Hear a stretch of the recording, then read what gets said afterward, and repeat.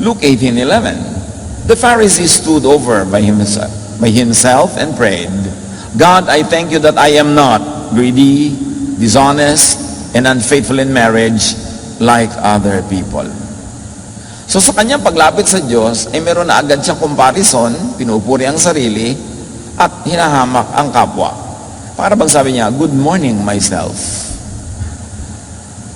And I am really glad that I am not like that tax collector over there. Pagpapatuloy niya sa verses 11 to 12. I go without eating for 2 days a week, and I give you 1/10 of all I earn. So pinuri ng pinuri nitong Fariseo ang kanyang sarili habang siya ay nagdarasal sa Diyos. Habang hinahamak niya ang kapwa, lalong-lalo na yung particular person naman nakikita niya. Buti na lang hindi ko siya katulad. Hindi ako katulad niya. Makasalanan siya. Ako, napakabuti ko. Nag-aayuno ako. Faithful ako sa tithing and everything. So in other words, sinasabi ng Pharisee na ito, buti pa ako kesa sa iba. Samantalang yun namang tax collector ni hindi lumalapit doon sa dambana, malayo siya, feeling niya hindi siya deserving. Verse 13. The tax collector stood off at a distance and did not think he was good enough even to look up toward heaven. He was so sorry for what he had done that he pounded his chest and prayed, God, have pity on me. I am such a sinner. So yung Fariseo, kalahok sa usapan niya with God, yung ibang taong kanyang hinahamak. Ito namang sinner na ito na tinatawag, siya lang at ang Diyos, ang karakter sa nangyayaring drama sa kanyang buhay. Hindi niya tinitingnan yung iba, yung sarili lang niya ang kanya ipinagsusulit. Verse 14, Then Jesus said, When the 2 men went home, it was the tax collector and not the Pharisee who was pleasing to God. So merong nakabigay ng kaluguran sa Diyos, yung tinatawag na talamak ang kasalanan, yung tax collector na hindi nanguhusga ng kapwa, sarili lang ang kanyang inilalapit sa Diyos, pero yung faithful sa tithes and offering, faithful sa religious duties of fasting, yung hindi nangangalon niya, hindi nagnanakaw, pero gano'n naman ang ugali niya, pinataas ang sarili, hinuhusgahan ng kapwa, hindi siya binless ng Diyos. Hindi natuwa sa kanya ang Diyos. We will notice that Jesus is always on a mission to change perceptions. Maraming binabasag sa Jesus sa mga matatandang kaisipan. Marami siyang kaugalian na nililinya sa tama at maraming pag-iisip ang itinutuwid sapagkat sa panahon niya at sa maraming panahon, likong-liko ang religious ideas ng mga tao, katulad nung Pharisee. The sinner who judges himself, not others, is the one who pleases God. Napakalinaw kay Jesus mismo nangyari ang kwento at siya ang nagkwento nito, siya ang nagturo. And there is very little of the Jesus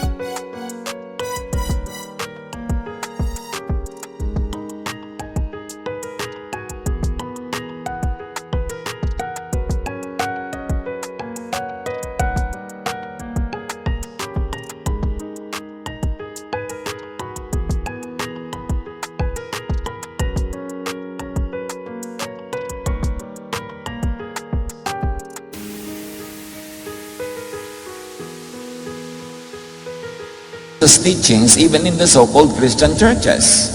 Kaya konti ng ugaling maka-Jesus. At nilinaw ni Jesus, hindi nalugod ang Diyos doon sa self-righteous, religiously good-looking Pharisee. The righteous but judges others is the one who does not please God. kung sinner ka na, tapos self-righteous ka pa and judgmental pa, di lalo kang napahamak. Kaya mahalagang sinusuri ang sarili. Na sa pagpunta sa church, sa pananalangin, sa paglapit sa Diyos, sayang lang pala dahil hindi naman natuwa sa iyo ang Diyos. Luke 18:14, sa pagpapatuloy ng kwento. If you put yourself above others, sabi ni Jesus, you will be put down. But if you humble yourself, you will be honored. So ang honorable sa Diyos ay hindi yung religious performance mo, kundi yung ugali, yung asal, yung pakikitungo mo sa kapwa. Pagmamataas dahil ikaw ay tama, mabuti at righteous, at paghamak sa iba na itinuturing nating makasalanan. Be as moral, clean, and righteous as you want, as you can. Yes, pakalinis-linisin ang buhay, itama ang lahat. But, be a morality police to yourself, not to others. Napakabuti na ayusin ang buhay. Huwag mangalunya, huwag magnakaw, huwag gumawa ng masama, pero ang bantayan mo lang ay ang iyong sarili. Do not spy on others. Na ito parang PhD and masteral degree ng maraming Kristiyano. Walang ginawa kundi amuyin ang kasalanan ng iba, buklatin ang lihim ng iba, pag-usap-usapan ang mga kasalanan ng iba. Hindi natutuwa ang Diyos sa ganyan. Do not judge or condemn. And do not stone or hurt or punish others. Diyos ang may gawa nun, hindi tao. Diyos ang kikilos. Diyos ang susukat. At kung may maghuhusga, Diyos lang, hindi ang tao. You will remember the woman caught in sin. She was saved by Jesus from getting stoned by the people. Jesus never commands or asks or teaches us to stone one another. And yet, bakit yan ang kostumbre ng napakaraming Kristiyano? Batuhan ng batuhan, buklatan ng buklatan ng mga sikreto, bistuhan ng bistuhan, at kung pwede magparusahan sa isa't isa, yun ang ginagawa. Judging others creates a very unfriendly, hostile, and stressful, a very unloving environment. Especially in a church, in a spiritual community. Yung kayo-kayo ang nagkikita, kayo-kayo ang nagsasama-sama sa mga kasalan, mga libing, mga lamayan, sa baptism, child dedication, kayo ang nagdadamay-damayan, dumadalo sa mga may sakit. Tapos magbabatuhan, magsasakitan. It creates a very, very unwholesome atmosphere, which is not a good climate for love. Judging others pushes people to go underground, into hiding, into hypocrisy.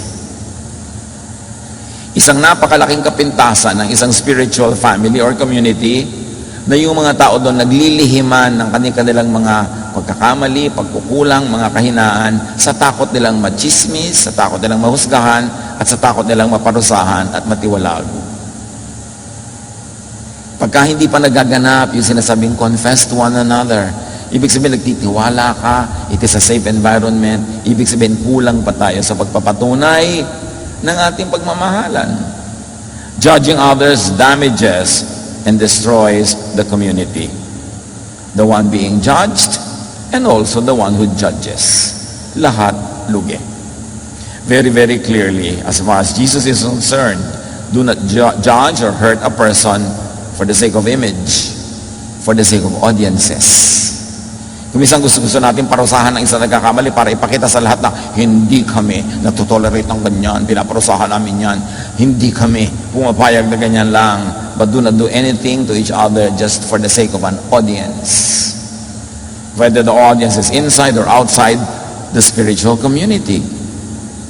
Ang kapatiran, the family is a hospital, not a showcase of perfect people. Ang hilig pa naman ng mga Christian, Christian ka, ganyan ka pa. Yan ang pinakamadalas lumabas, ganyan ba Christian? Kaya sabihin mo sa kanya, ikaw, ganyan ba Christian, nandiya-judge? Nakikita mo yung kasalanan ko, pero yung kasalanan mo na judging, hindi mo nakikita. Bulag na bulag ang maraming nagsasabing Christian sila, tapos mahigpit pa sa Diyos.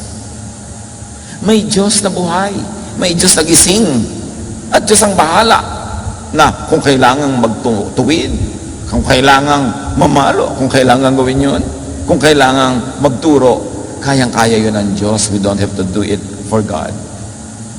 The moment you play God, the moment you play judge, 99.99% you will abuse and wrong and use that so-called power wrongly. Mark 2:17, Jesus said to them, "It is not the healthy who need a doctor, but the sick. I have not come to call the righteous, but sinners." Mang-ibang policy ni Jesus. Sabi niya, hindi ko tinatawag ang mga matuwid. Ang tinatawag ko yung mga kulang according to the standards of the law. Yung tinatawag na sinners, yung nire-reject, yung itinatapon, yung nilalait, yun ang gusto ni Jesus. Pagkatapos ng mga churches, papasok ka pa lang, sinusuri na agad yung damit mo kung karapat-dapat. Sinusuri na agad ang itsura mo, ang kapal lang yung make-up, ang korte na yung kilay, may tattoo ka ba o wala. Yun na agad. So sa gate pa lang, puwera ka na. John the Baptist cannot qualify to be a deacon in any typical evangelical church. Sa damit pa lang, hindi na pasado. Ibang-iba ang nangyari sa church pagdaan ng panahon. Lumayo ng layo kay Jesus. Bumalik yung mga dating mga kaugalian na itinuwid na nga ni Jesus. So sabi ni Jesus, I did not come to call the righteous. But Romans 3:10 says, there is no one righteous, not even one. So wala talagang righteous. Guni-guni lang yun. The self-righteous, not the righteous, are just self-styled. Kung sa tingin natin, righteous tayo, dahil lang sinusukat natin ang ating sarili sa mga area na pasado tayo. Halimbawa, hindi ka nangangalo niya, so yan ang gusto mong panukat sa lahat, bagsak sila, pasaka. Pero pag nagsukat na naman sa pride, bagsak ka. Baka yung humble na sinner, mas pasado tulad nung sinabi pa ni Jesus. Yung mga nagmumukhang righteous, pinipili lang nila kasi kung saan susukatin at saang larangan ng buhay, lalagyan ng camera para makitang okay sila. At ganoon din naman yung mga galit na galit sa sin. Usually, galit yun sa sinner. Yung mga galit na galit sa mga babaeng sexy at mga kaakit-akit, siguro na agawan ng asawa yun. Kaya ganon. Na hindi naman masamang sumama ang loob niya dahil naagawan siya ng asawa. Pero isipin mo, sa mga kasalanan ba ako galit? Hugot ko lang ba talaga yan? Bakit? Kasi hindi naman ako galit sa ibang kasalanan. Doon lang sa special kasalanan na yun ako galit na galit. And usually because na-damage din sila ng ganung uri ng mga kasalanan. Kaya dapat ating sinusukat ang ating sarili. Ano ba talaga ang giyera ko? Kanino? Minsan galit na galit ka sa buong concept of adultery just because you are naiinis sa isang taong alam mo na baka may ginawang atraso sa iyo at ikaw yung naagawan. Nagiging napaka-personal at pinipili natin kung saan lang tayo galit. Kasi po, sabi sa Leviticus, ganito, ganyan. O di dapat galit na galit ka rin sa kumakain ng hipon. Kasi pinagbabawal din yun ng Leviticus eh. Bakit hindi mo pinipiling pagalitan yun? Yun lamang ayaw mo, ang pinipili mo. This is yung parang menu sa restaurant, pinipili mo lang kung ano yung morality mo na ipaglalaban at yung hindi mo naman personal na nakaka-apekto sa iyo, parang hindi mo papansinin. So be a moral judge to yourself, not to others. Hindi natin ibinababa ang moral standards. Hindi natin ibinababa yung concept of goodness. Pero i-apply mo sa iyong sarili at huwag mong igiit sa iba. Matthew 7:1-5, don't condemn others, and God won't condemn you. God will be as hard on you as you are on others. He will treat you exactly as you treat them. So huwag mo daw kondenahin ang kapwa para hindi ka kondenahin ng Diyos. Kung ano ang panukat mo sa iba, yun din ang panukat sa ng Diyos. How hard is it to understand and apply this? You can see the speck in your friend's eye, sabi ni Jesus, but you don't notice the log in your own eye. Kitang-kita mo ang maliliit na puwing ng kapwa, Pero ang laki-laki ng puwing mo, hindi mo siya pinapansin. How can you say, my friend, let me take the speck out of your eye when you don't see the log in your own eye? At si Jesus ang nagsasabi nito. Sinasabi niya, lahat kayo may puwing. Kaya ang lakas naman ng loob mo na magtanggal ng puwing ng iba. At mas malakas ang loob mo, ibig sabihin, mas bulag ka lang, hindi mo lang nakikita ang mga puwing mo. You are nothing but show-offs. Sabi ni Jesus, pakitang tao lang kayo, pa-impress. Pero Diyos ang nakakakita sa inyong budhi. Wala kayong karapatang gawin ang ginagawa niyong paghuhusga sa kapwa. Kasi kayo man, maraming mga kakulangan. At ang payo ni Jesus, first, take the log out of your own eye. Then you can see how to take the speck out of your friend's eye. In so many words, Jesus is saying, mind your own moral business. Pakalinis-linisin, ituwid mo ang buhay mo at kayo lang ng Diyos na nag-uusap. Huwag mong tingnan yung kapwa mo tulad ng ibinigay ni Jesus na halimbawa. Nagdadasal siya pero sinasabi niya, buti pa ako hindi katulad niya. Buti pa ako kaysa sa iba. Sabi niya, umuwi yun, hindi na bless. Be moral. Be as holy as you can. Be as perfect as you can. But keep it to yourself.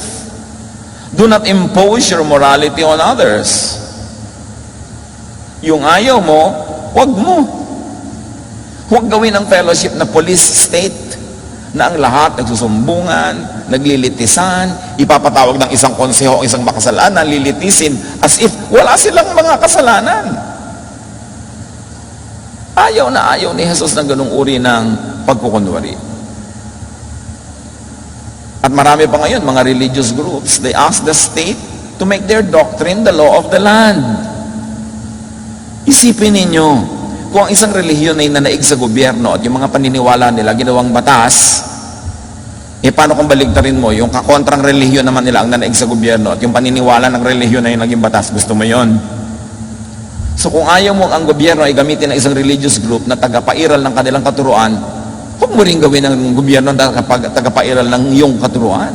Do not do to others what you do not want them to do unto you.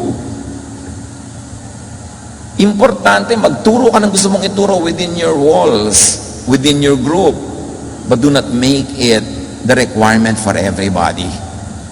Kailangan personal na nagsusubscribe ang isang tao sa isang katuruan at i-apply niya yon. Hindi yung pinupuwersa siya na sundin yon. Lalo ka magpupuwersa sa kanya ay ang estado.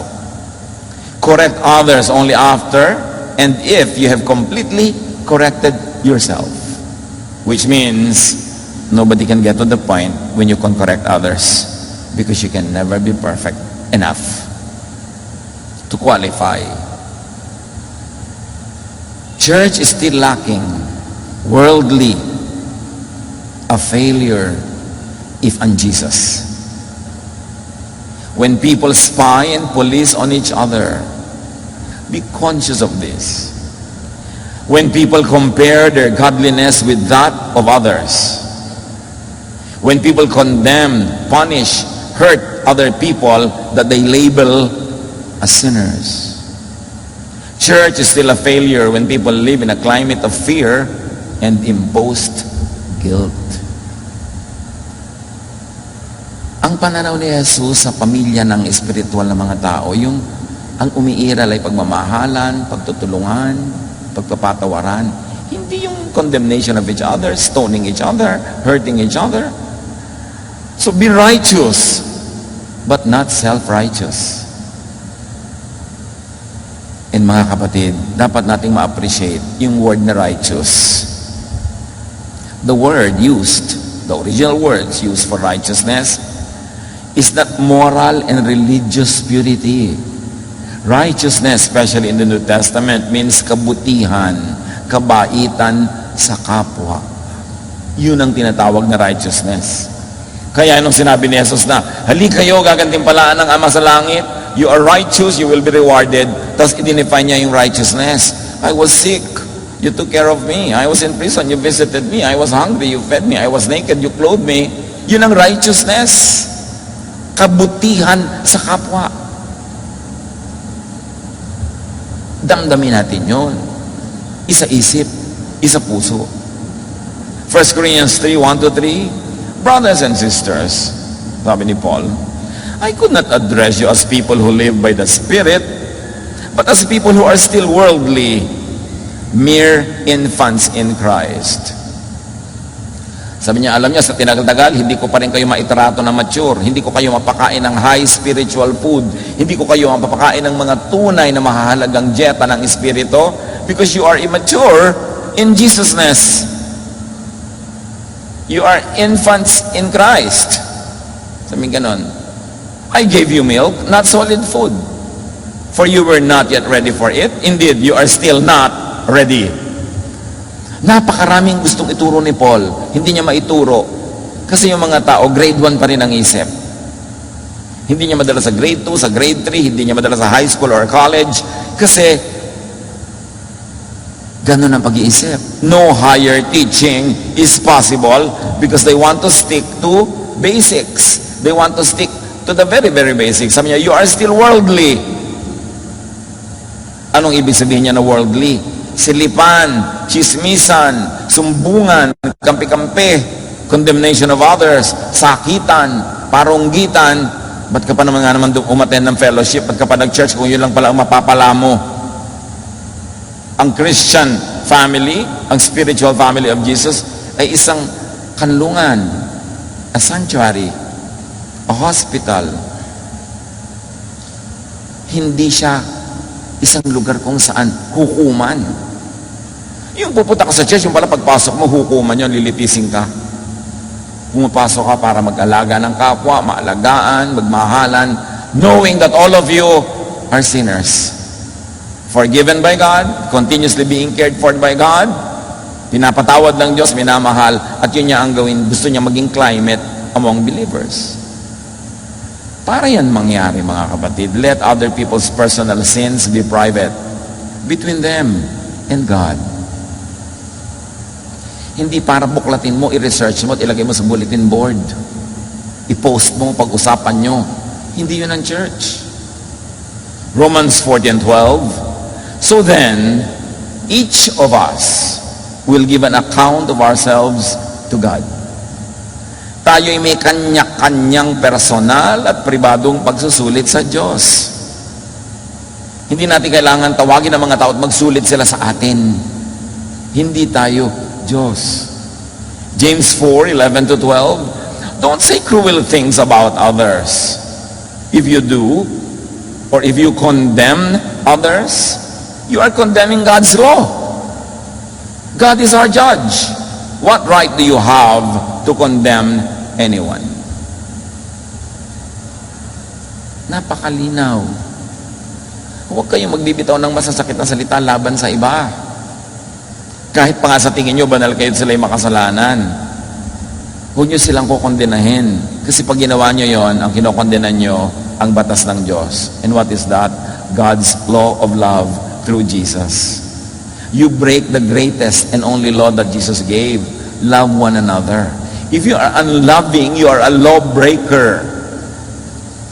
At yun na ang law na umiiral sa mga mananampalataya kay Jesus, the law of love and forgiveness. Kaya sabi ng James 4, what right do you have to condemn anyone? Yung lagi ka mang-uusig, lagi ka mang-rebuke. Remember this, rebuking one another is not a Jesus teaching. It is a teaching from other persons, but not from Jesus. Let the convicting about personal sin be done by the Spirit, not by you, not by the mob. Unless, of course, you are asked. And unless you are doing it in love. Because you have earned the privilege to speak to a sister or a brother. Because, above all, you have already proven your love. Pwede naman talagang pumunta ka sa isang kapatid in love, mahal na mahal mo kasi siya. Gusto mo siyang paalalahanan. Maganda yun. But in private. Hindi siya pinag-uusapan. Yung gusto mong mag-share ng iyong kaliwanagan mula sa Panginoon tungkol sa isang taong maaaring nadidiliman, pero suggestive lang yon. Hindi ka darating na parang may authority ka, parang may karapatan kang ituwid ang buhay niya. Sabi niya, what right have you to condemn others? Let the convicting about personal sin be done by the Spirit, not by the traditional religious concepts of morality. Because if you're going to apply the traditional concepts of morality, all of us will fall by the wayside because everyone sins according to the law. Pag yan ang in-apply mo, babalik ang lahat. Parang hindi dumating si Jesus. Parang hindi nangyari ang pag-ibig ng Diyos through Jesus. John 16:8-10. The Spirit will come, sabi ni Jesus, and show the people of this world the truth about sin. Ibig sabihin, hindi pa alam ng mga tao yung truth about sin. Their concept of sin is not what God thinks of it. The Spirit will come and show the people of this world the truth about sin and God's justice and judgment. The Spirit will show them that they are wrong about sin because they didn't have faith in me. Jesus was saying, you are all wrong about sin. And because you are wrong about sin, your method in handling it is wrong. Your method in handling the people that you call so-called sinners is wrong. Because you are wrong about what sin is and what sin is not.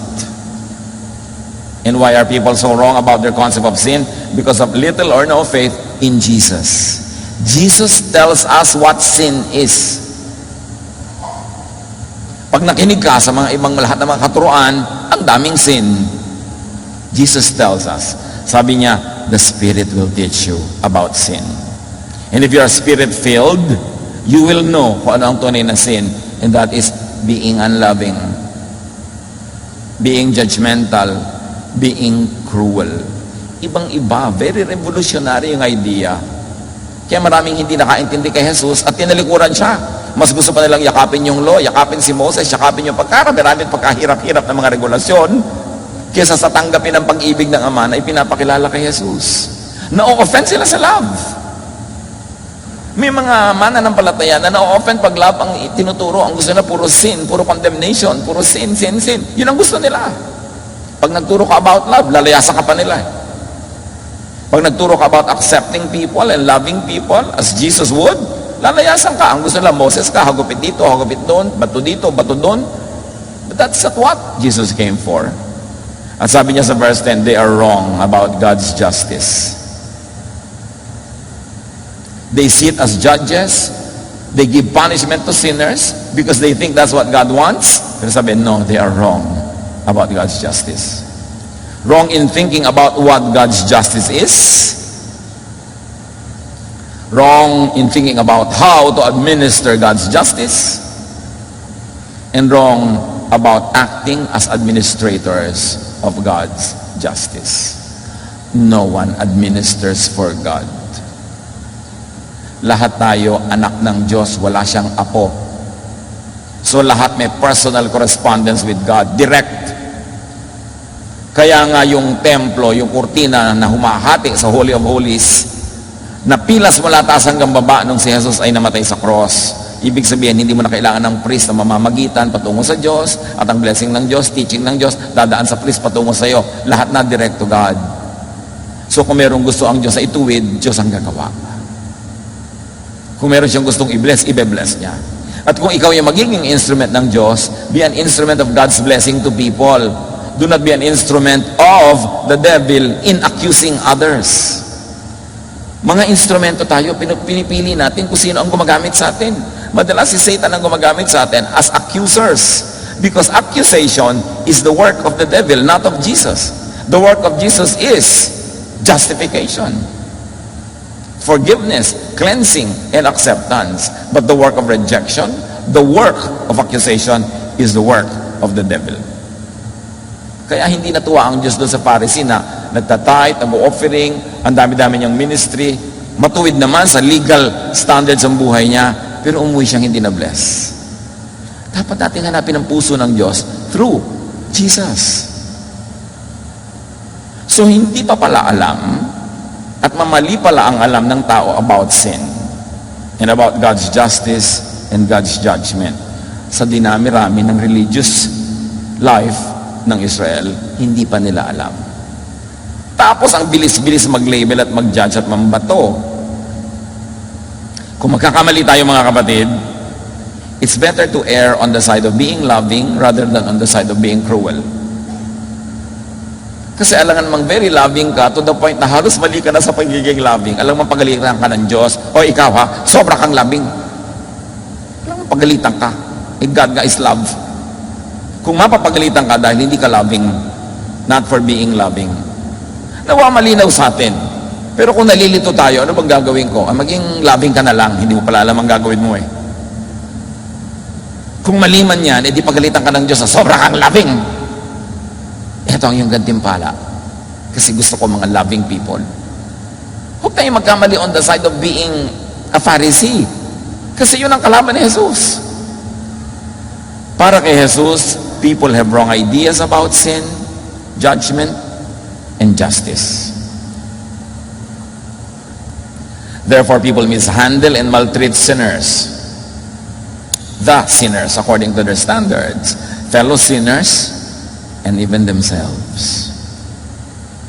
Kaya mag-ingat sa paghusga sa kapwa, maging sa sarili. Meron naman mga tao sobrang din maghusga sa sarili, lagi na lang nabubuhay.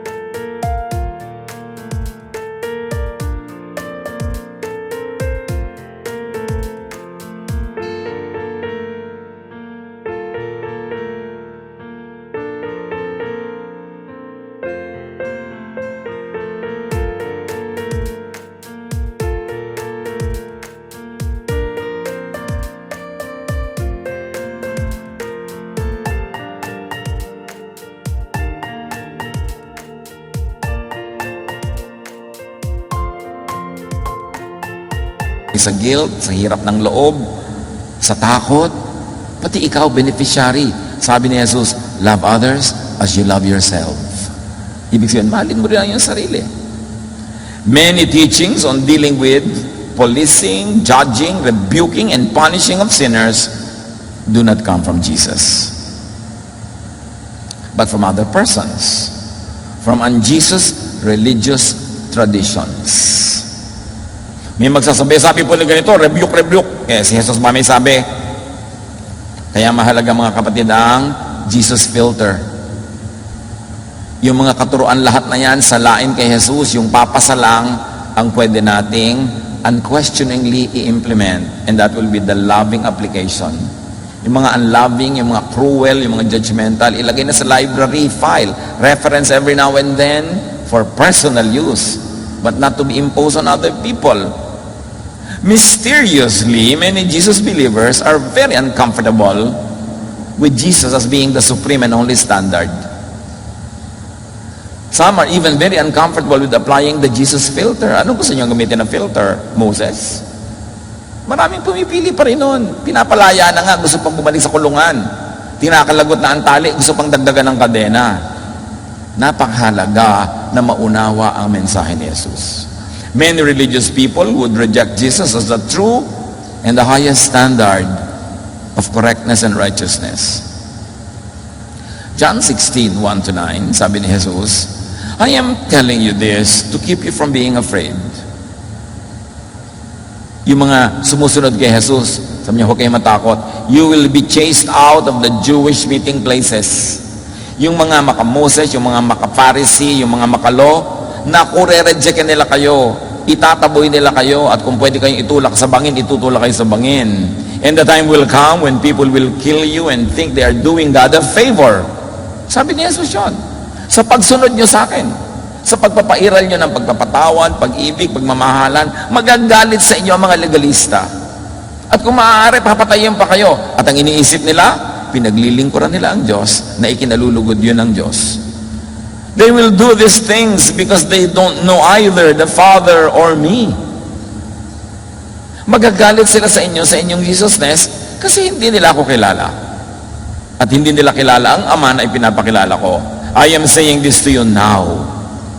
so that when the time comes, you will remember what I have said. Hindi lahat matutuwa dahil maka-Jesus kayo. Hindi lahat matutuwa dahil maibigin at mapagpatawad kayo. Merong mga magre-reject sa inyo, itutulak kayo, at kung pwede kayong patayin, papatayin kayo. At kaya nila ginagawa yon, they don't know me. They are mistaken. They think they are serving God. At sabi pa ni Jesus sa verse 8, the Spirit will come and show the people of this world the truth about sin and God's justice and the judgment.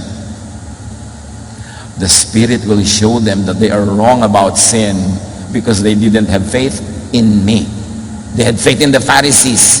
They had faith in the law, not in me. Therefore, maling-mali ang pananaw nila kung ano ang kasalanan, na mas malaking kasalanan ng judgmentalism, condemnation of others, hurting of fellow people dahil lang sa legality.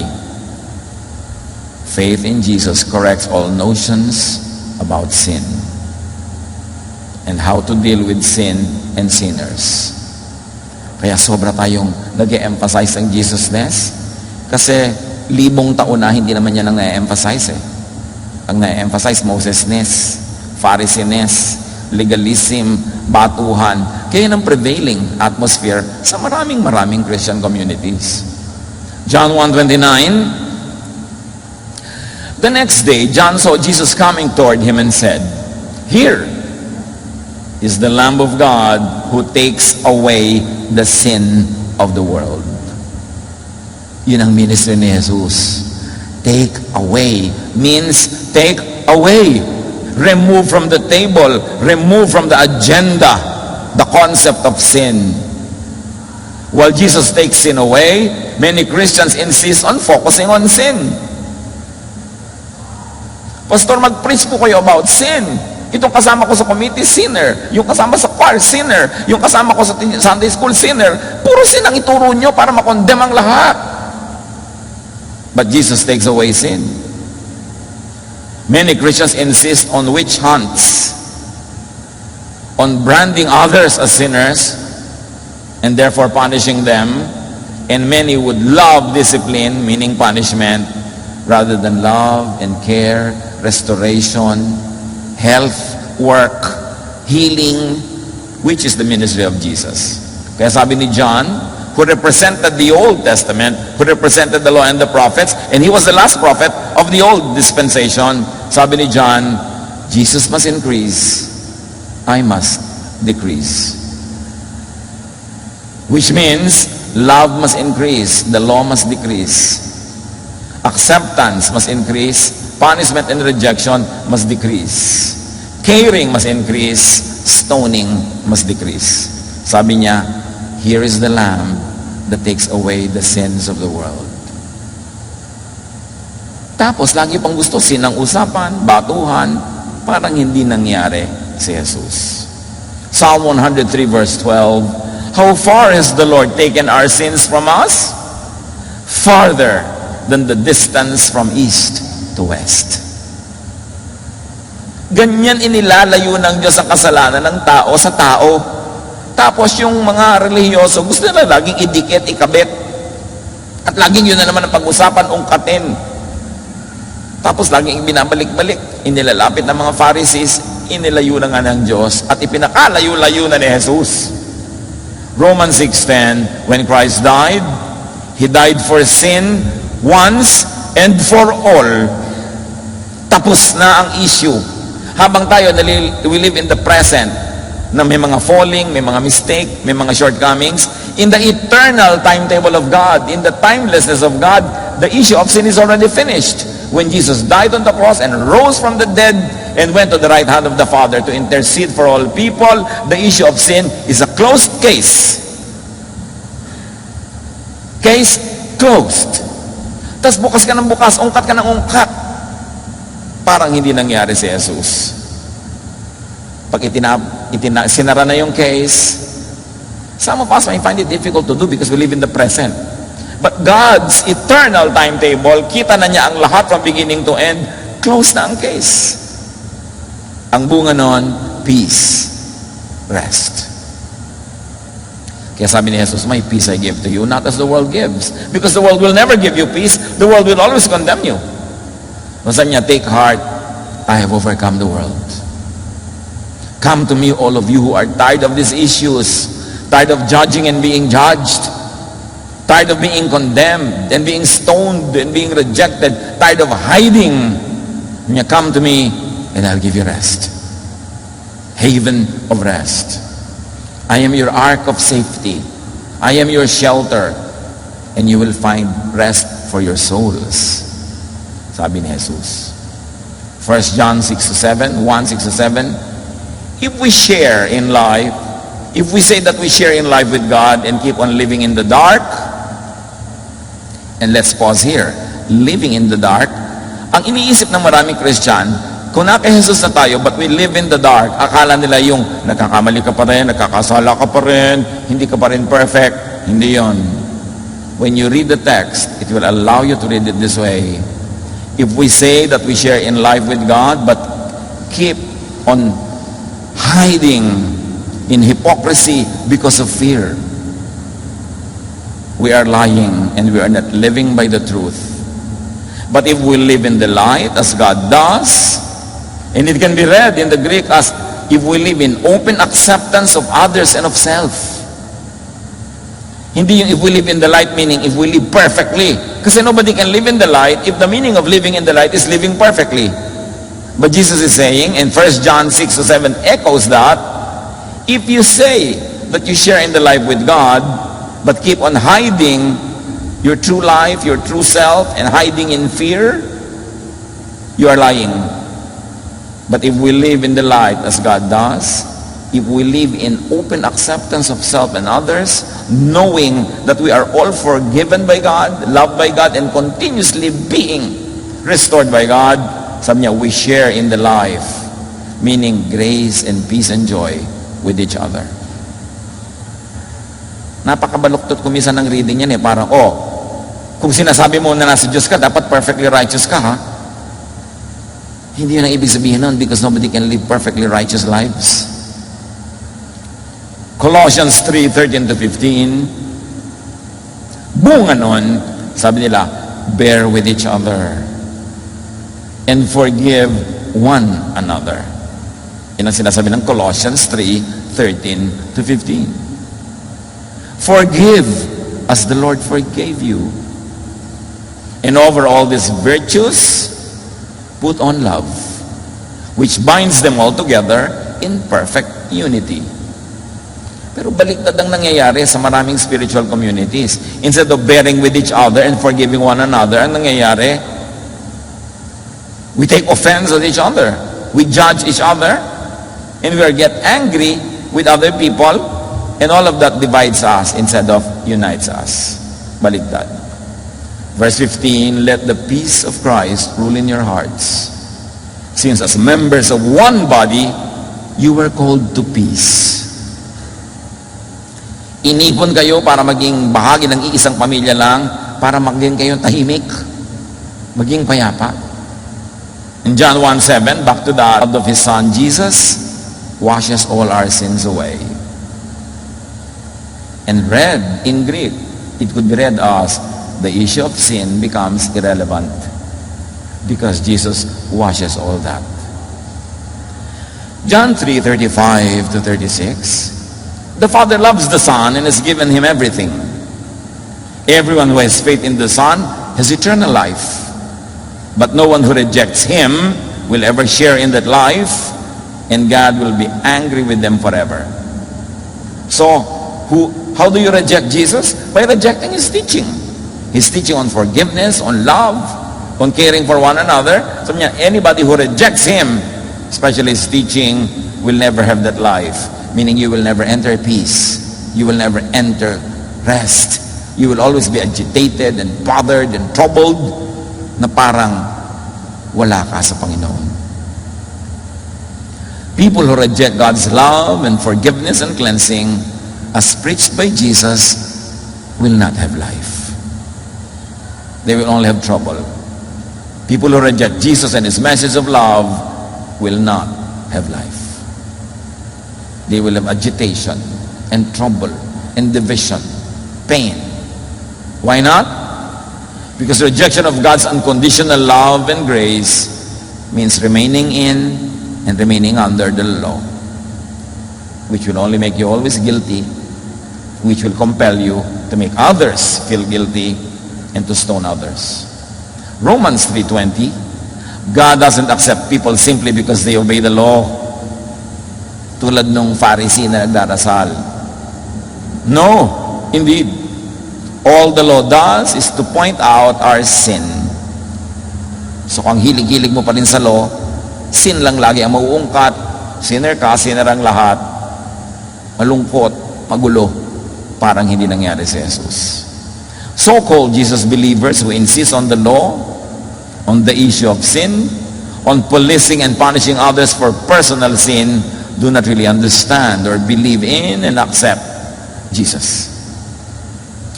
And we're emphatic about personal sin kasi may public sin. Ano ba, public official ka, ninakaw mo ang pera ng gobyerno, public yon, so accountable ka talaga, dapat may litis-litis, dapat may hearing at may parusa. Church official ka, itinakbo mo yung fund ng church, ginastos mo sa mali. O kaya pinagkakatiwalaan kang Bible study leader, tapos dinala mo yung mga tao sa isang kapahamakan na sinasadya mo, accountable ka kasi public yung sin. Pero private, what you do in your life, in your house, in your private time, in your private moment, with private persons or without, that's your personal business. It is not the business of the congregation. Yun ang inililinaw sa atin.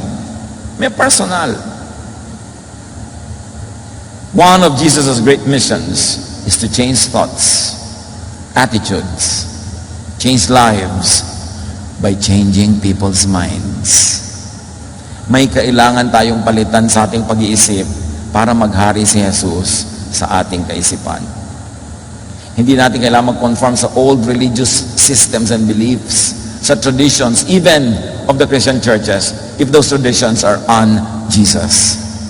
Romans 12:2, do not conform to the pattern of this world, but be transformed by the renewing of your mind. Then you will be able to test and approve what God's will is. His good, pleasing, and perfect will.